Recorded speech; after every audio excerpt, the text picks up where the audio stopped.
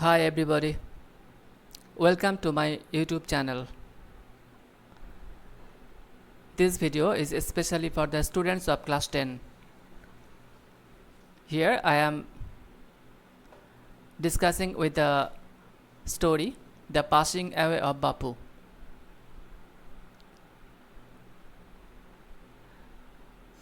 Class 10-এর অর্থাৎ দশম শ্রেণীর সিলেবাসে অন্তর্ভুক্ত দ্য পাসিং অ্যাওয়ে অফ বাপু, যেটা নয়নতারা সেগালের লেখা। এটা নিয়ে আমি আলোচনা করছি এই ভিডিওতে। The passing away, pass away কথার অর্থ হলো ডাই, মারা যাওয়া। বাপু বলতে এখানে গান্ধীজির কথা বলা হয়েছে, যে গান্ধীজিকে আপামর ভারতবাসী বাপু নামেই চিনত বা এখনও জানে। সেই বাপু বা গান্ধীজির মৃত্যু নিয়ে নয়নতারা সেগালের লেখা। নয়নতারা সেগাল যিনি গান্ধী নেহেরু পরিবারেরই একজন। তিনি ছিলেন জওহরলাল নেহেরুর সিস্টার, বোন বিজয়লক্ষ্মী পণ্ডিতের কন্যা, যিনি ইউনাইটেড স্টেটসে অর্থাৎ আমেরিকায় একটা কলেজ থেকে শিক্ষিত হন, যার নাম হলো ওয়েলেসলি কলেজ। সমকালীন যে সমস্ত মহিলারা ইংরেজিতে লেখার জন্য সুখ্যাত হয়েছিলেন, তার মধ্যে নয়নতারা সেগালও একজন।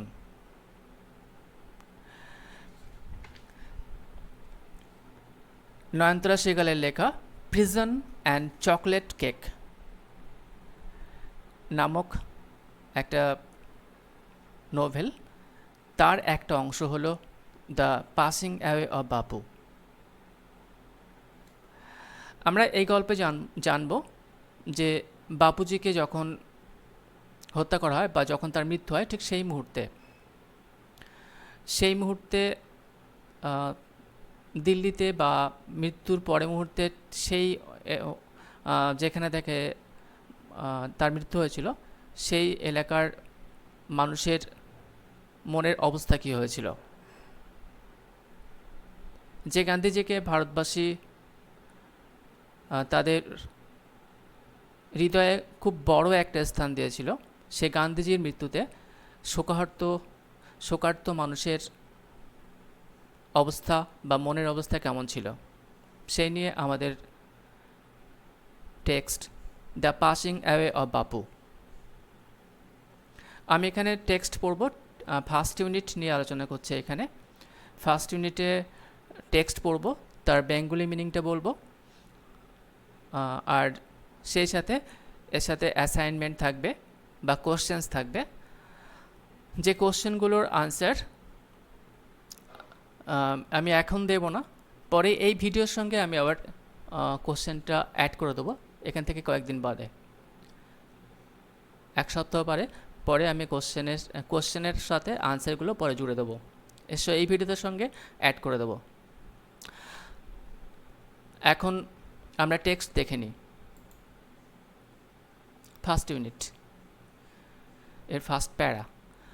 I was having tea at home, আমি বাড়িতে চা পান করছিলাম।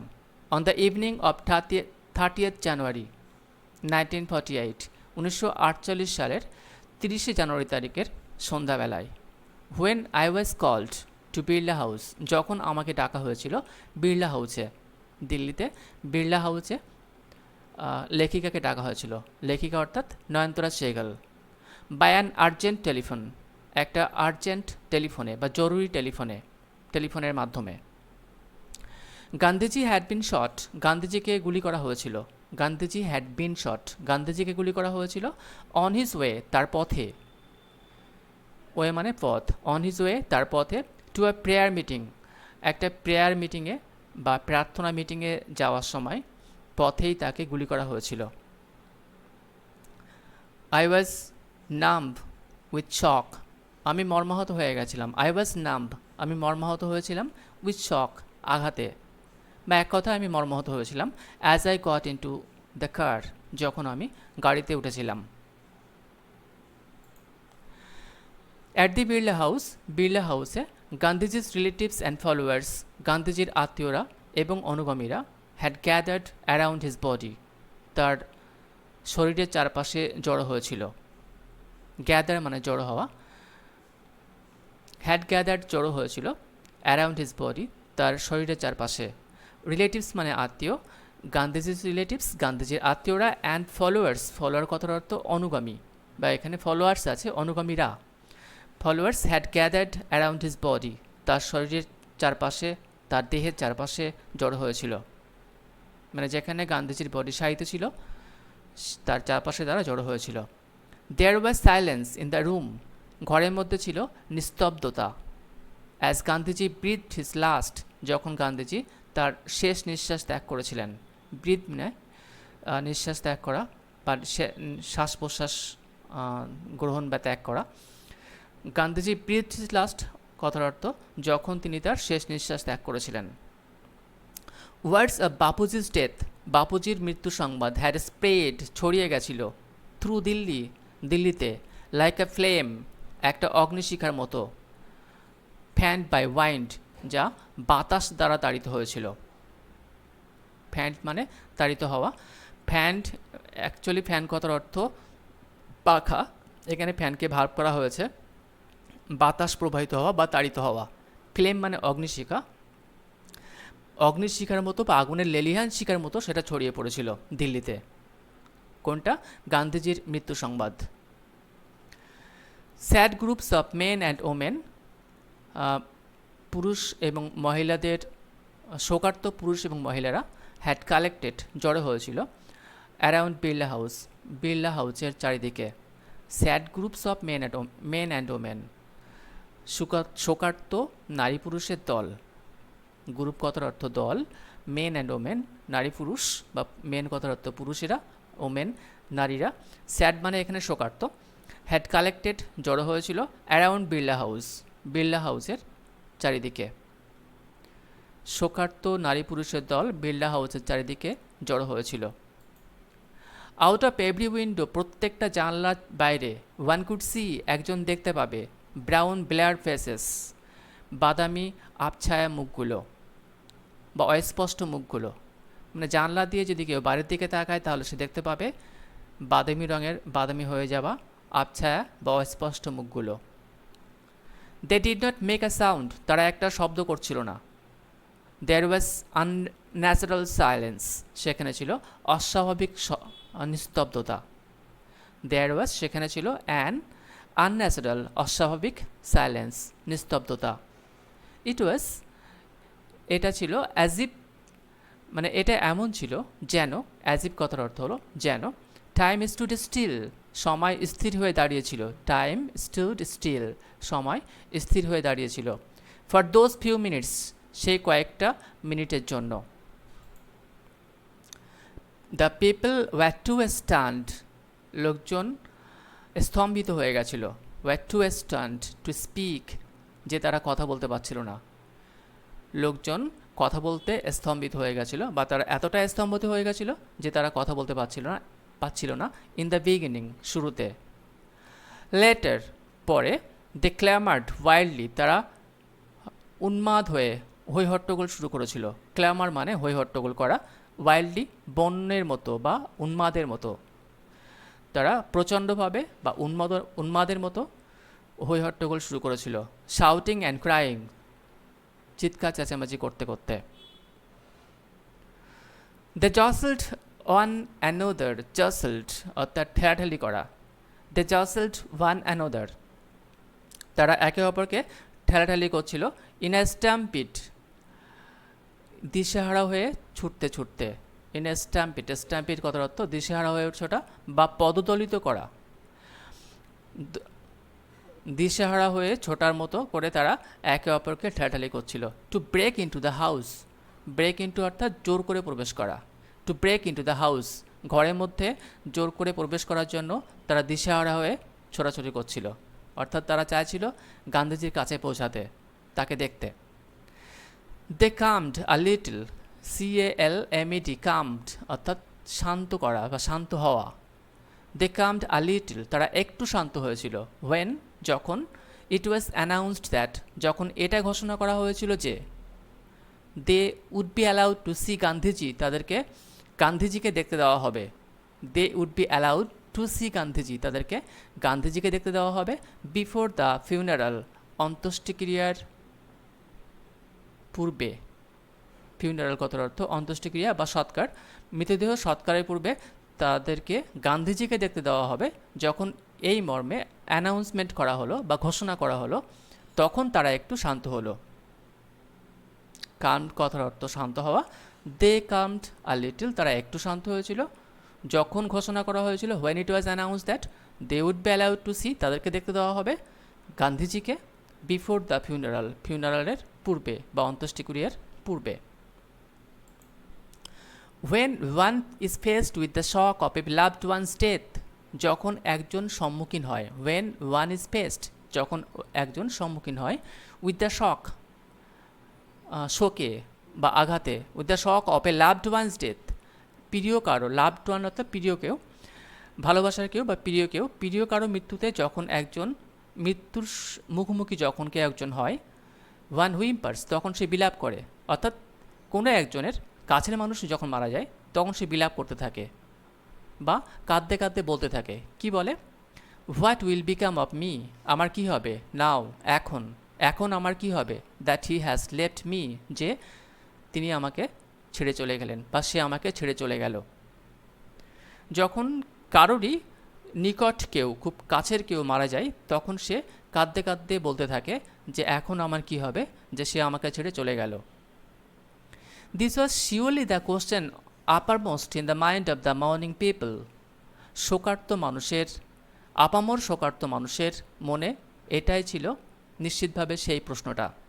অর্থাৎ গান্ধীজির মৃত্যুর পরে সেখানে যারা লোকজন জড়ো হয়েছিল বা যারা অনেক দূরে ছিল, যারা শুনেও যারা মর্মাহত হয়েছিল, তাদের মনেও এই কোশ্চেনটা এসেছিল। তখন সে আপামর জনসাধারণের মনে এই কোশ্চেনটা এসেছিল যে সে আর নেই বা গান্ধীজি আর নেই, তাহলে আমাদের কি হবে। লাইনটা আরেকবার বলছি আমি। This was surely the question, এটা নিশ্চিতভাবে ছিল প্রশ্ন। আপারমোস্ট অর্থাৎ আপামর মানে সকল জনের। Uppermost in the mind of the mourning people, mourning people অর্থাৎ শোকার্ত মানুষ, শোকার্ত জনতা। আপামর শোকার্ত জনতার মনে নিশ্চিতভাবে এই প্রশ্নটা ছিল। তাহলে এই প্রশ্ন বলতে কোন প্রশ্নের কথা বলা হচ্ছে? ঠিক আগের সেন্টেন্সে দেখি, এটাই কিন্তু প্রশ্ন যে আমার কি হবে, যে সে আমাকে ছেড়ে চলে গেল। They looked like lost children, তাদেরকে দেখে মনে হচ্ছিল তারা যেন হারানো শিশু। একটা শিশু হারিয়ে গেলে সেই শিশুটিকে যেমন দেখতে লাগে ঠিক তাদেরকেও দেখে তেমন মনে হচ্ছিল। তাই লেখিকা কি বললেন? They looked like lost children, তাদেরকে দেখে মনে হচ্ছিল তারা যেন হারানো শিশু। It was the question of many of our hearts, এটা আমাদের অনেকেরই মনের প্রশ্ন ছিল। অ্যাজ উই স্যাট, যখন আমরা বসেছিলাম তখন এটা আমাদের মনের কোশ্চেন ছিল বা প্রশ্ন ছিল। স্টিল, মানে যারা গান্ধীজির পাশে বসেছিলেন বা যারা ছিলেন তাদের মনেও সে একই প্রশ্ন ছিল। সে প্রশ্নটা কি? সেটাও হলো যে আমাদের কি হবে, যে তিনি আমাদের ছেড়ে চলে গেলেন। স্টিল শকড, তখন আমরা আঘাতপ্রাপ্ত, শোকার্ত, অ্যান্ড আনবিলিভিং, এবং বিশ্বাস করতে পারছিলাম না। তখন আমরা শোকার্ত ছিলাম এবং আমরা অবিশ্বাসী ছিলাম বা বিশ্বাস করতে পারছিলাম না। We listened to the broadcast, আমরা সম্প্রচার শুনেছিলাম। উই লিসেন্ড, আমরা শুনেছিলাম, টু দ্য ব্রডকাস্ট, সম্প্রচার, telling the people of India, যা ভারতবর্ষের লোকজনকে বলছিল যে that there Bapu was no more, তাদের বাপু আর নেই। আমরা সবাই, উই লিসেন্ড, আমরা সবাই শুনছিলাম, টু দ্য ব্রডকাস্ট, সেই সম্প্রচার, অর্থাৎ খবর যেটা কোনো একটা মাধ্যম থেকে দেওয়া হয়, টিভি বা রেডিও, সেই সম্প্রচার শুনছিলাম। Telling the people of India, যা ভারতবর্ষের লোকজনকে বলছিল যে that there Bapu was no more, তাদের বাপু আর নেই। এখানে আমরা ফার্স্ট ইউনিট শেষ করলাম, ফার্স্ট ইউনিট টেক্সট শেষ করলাম, এরপরে আমরা কোশ্চেন্স নিয়ে কিছু আলোচনা করব। Here I am putting you some questions, different types of questions. You will have to answer the questions. তোমরা আনসার করা হয়ে গেলে আনসারটা রেখে দেবে। Within a few days I shall add another video containing the answers of these questions. কয়েকদিন পরে আমি এই ভিডিওটার সাথে আরেকটা ভিডিও যোগ করে দেবো, পেছনে থাকবে, শেষে থাকবে, যার সঙ্গে আনসারগুলো থাকবে। Now let's find the questions here. এই দাগে কি আছে? Answer the following questions. Here we have 6 questions. You have to answer the questions. First one. What was the reaction of the author when she heard of Gandhiji's death? যখন গান্ধীজির মৃত্যু সংবাদ শুনেছিলেন তখন লেখিকার মনের অবস্থা বা প্রতিক্রিয়া কী ছিল? What was the reaction of the author? গান্ধীজির প্রতিক্রিয়া কী হয়েছিল? When she heard of Gandhiji's death, যখন তিনি গান্ধীজির মৃত্যু সম্পর্কে শুনেছিলেন। Number 2, how did people react? লোকজন কীভাবে প্রতিক্রিয়া করেছিল? When they came to know that Gandhiji had been shot dead, যখন তারা জানতে পেরেছিল যে গান্ধীজিকে গুলি করে মারা হয়েছিল।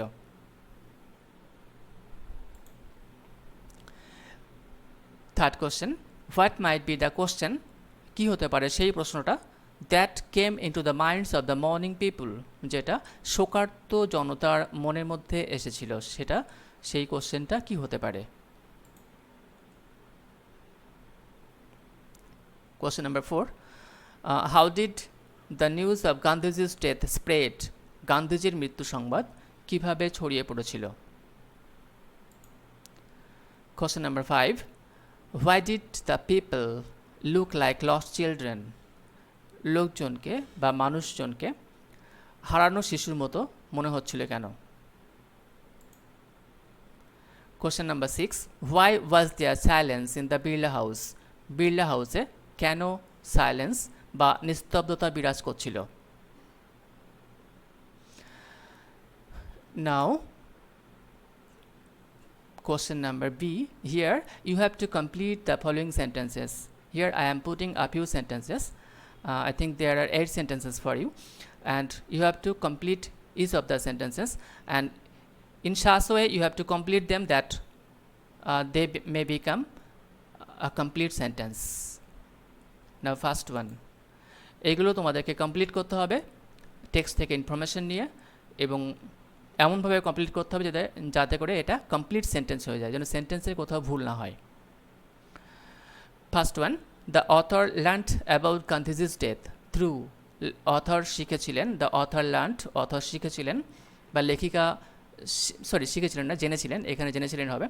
লেখিকা জেনেছিলেন অ্যাবাউট গান্ধীজি's ডেথ, গান্ধীজির মৃত্যু সম্পর্কে, থ্রু মাধ্যমে, কিসের মাধ্যমে সেটা লিখতে হবে। Number 2, the news of Gandhiji's death had spread all over Delhi like. গান্ধীজির মৃত্যু সংবাদ ছড়িয়ে পড়েছিল সমস্ত দিল্লিতে, লাইক মতো, কিসের মতো করে? Question number 3, the people could not speak at the beginning as.